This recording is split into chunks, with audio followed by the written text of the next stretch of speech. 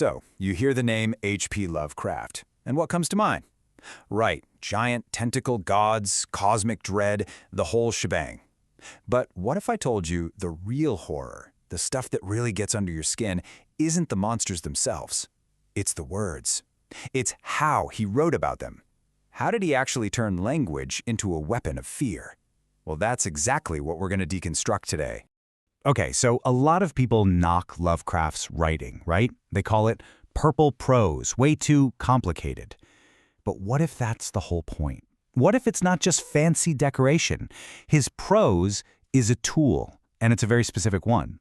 It's built to feel old, dusty, forbidden. You're not just reading a story. You're meant to feel like you've just dug up some ancient cursed tablet that, honestly, probably should have been left in the ground. So yeah, let's talk about the architecture of dread, because that's what his style is. It's substance. It's not just wallpaper. Lovecraft is literally building a prison for your mind, and his words are the bricks and mortar. He's constructing that sense of dread right inside your skull. I mean, think about who's telling these stories. They're never a tough guy hero, right? They're always academics, scholars, scientists, people who live by logic. And they use this super formal, almost clinical language because they're scrambling. They're desperately trying to fit something absolutely mind-breaking into a neat little box of reason. And that's what makes it so chilling. It feels less like fiction and more like you're reading the field notes from an expedition into absolute madness. Okay, so the first layer of this whole structure, it's his vocabulary, his choice of words. And trust me, nothing was chosen by accident. He picked words that sound like they've been dug up from a primordial past, words that just feel wrong to our modern ears. Let's start with a classic, eldritch. Just say it out loud. It sounds weird, right? It feels ancient and spooky. By using words like this, he's creating a gap in time. He's basically telling you, hey, the stuff that's about to happen, it doesn't belong here. It's an echo from a time long before us. Or how about cyclopean? This word is so good. It doesn't just mean huge. It implies a scale so massive, so impossibly ancient, that it makes all of human history, the pyramids, the Great Wall, look like a kid's sandcastle. It's a word that instantly makes you feel small and insignificant, just a tiny blip in a history that doesn't care about you. And then he's got the words designed to make your stomach turn. Squamous. Ugh, it just sounds slimy and scaly, doesn't it? It's a gut punch of a word. He just hammers you with these disgusting sensory adjectives to give you this feeling of physical revulsion. He wants you to feel overloaded, just like his narrators who are literally losing their minds.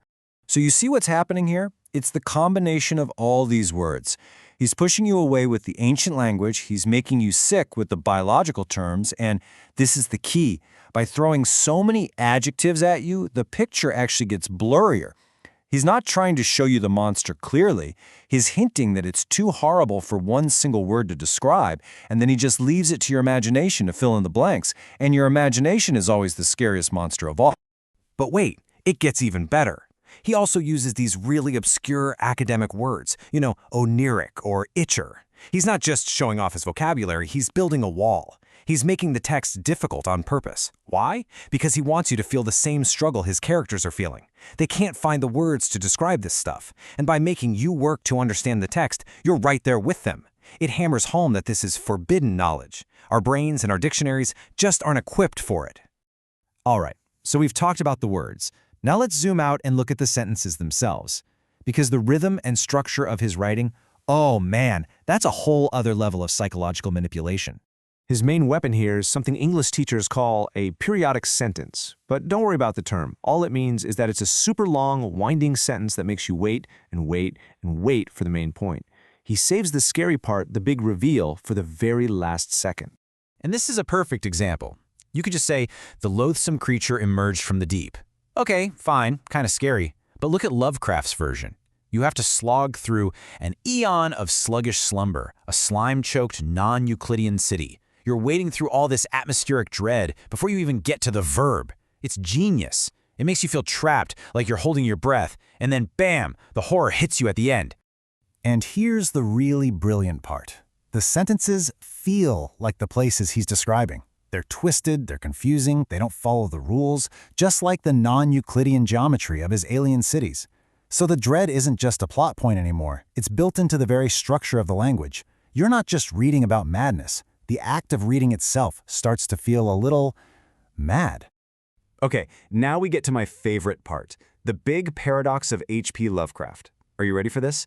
His single most effective tool for scaring you is not describing things. I mean, think about it.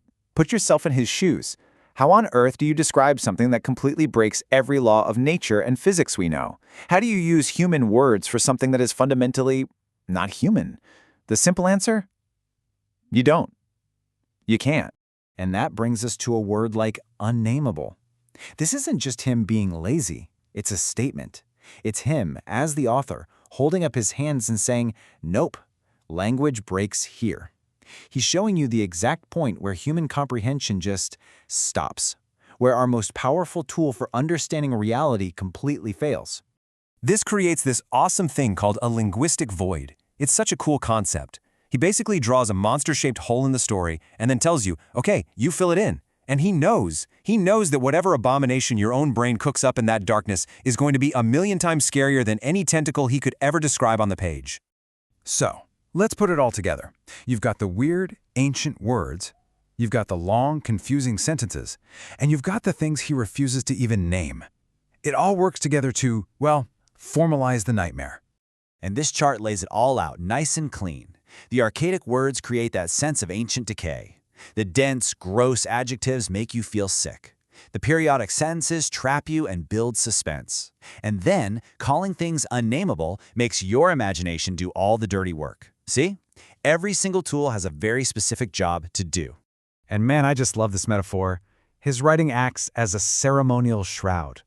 Think about that. It's not just words on a page. It's a thick, heavy fabric he's using to wrap up a truth so horrifying that if you saw it naked, it would break your mind. The style itself is the ritual. And honestly, that's the whole ballgame.